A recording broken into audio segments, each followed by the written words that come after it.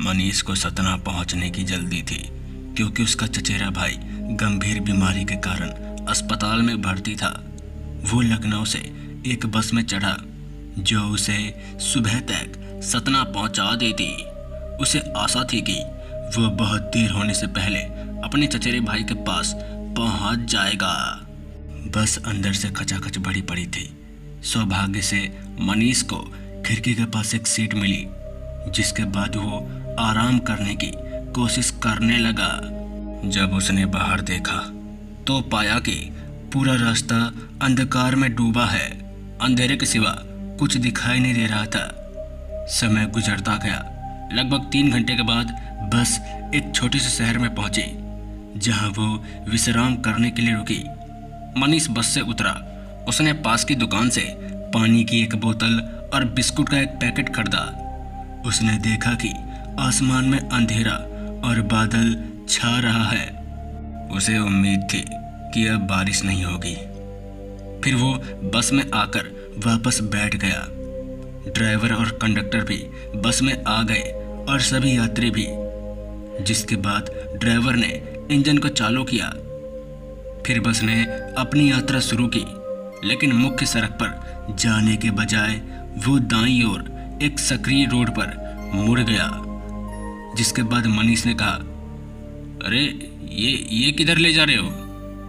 फिर कंडक्टर ने जवाब दिया, भैया जी काहे चिंता करते हैं? अरे ये एक शॉर्टकट है, इससे हम जल्दी सतना पहुंच जाएंगे। हम तो कई बार जा चुका हूं भाई, आप आराम से बैठो ना।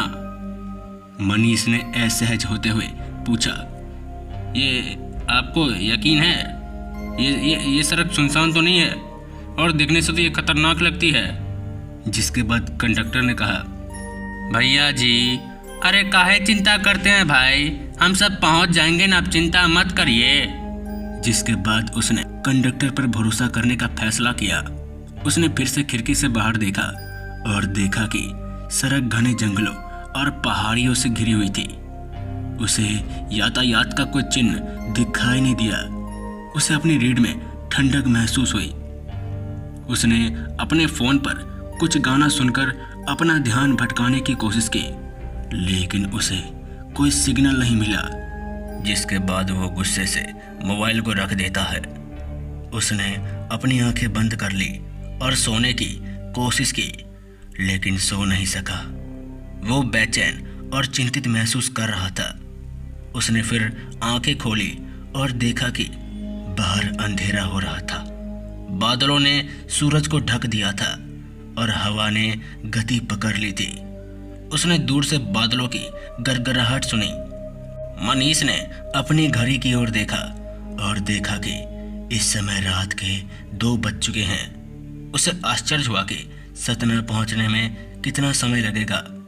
जिसके बाद उसने कंडक्टर से दोबारा पूछा, सुनिए भैया, हम सतना से कितनी दूर है और कब तक पहुंच जाएंगे?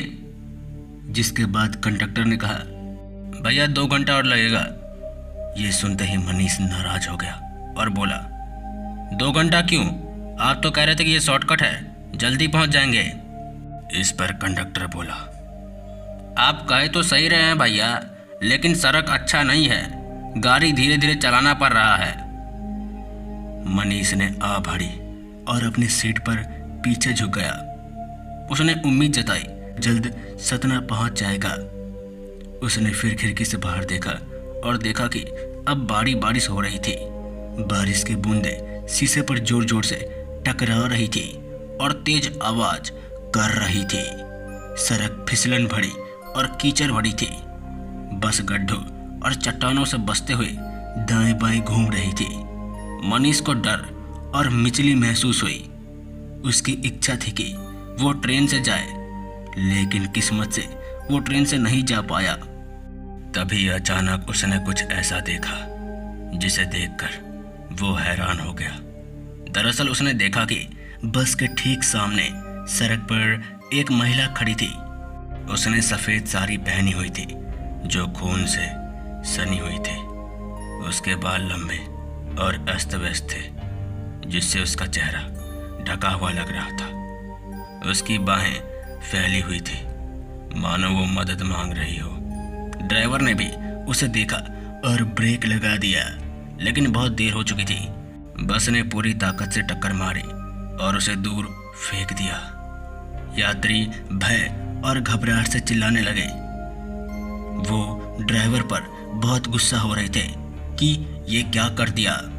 यात्री लोग अभी गुस्सा हो ही रहे थे कि तभी बस अपना कंट्रोल खो देती है और सड़क से फिसलकर एक पेड़ से जाकर टकरा जाती है।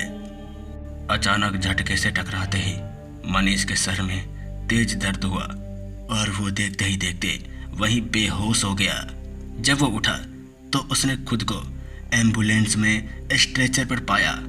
उसे एहसास हुआ कि वो इस दुर्घटना में जीवित बचा एकमात्र व्यक्ति था। उसने भगवान को धन्यवाद दिया कि उसे नई जिंदगी मिल गई। लेकिन तभी उसे कुछ ऐसा याद आया जिससे उसके पैरों तले जमीन खिसक गई। दरअसल उसे याद आया कि वो सड़क पर वो महिला कौन थी और वो क्या चाहती थी। ये सवाल उसके दिमाग में हमेशा हमेशा के लिए छप गया।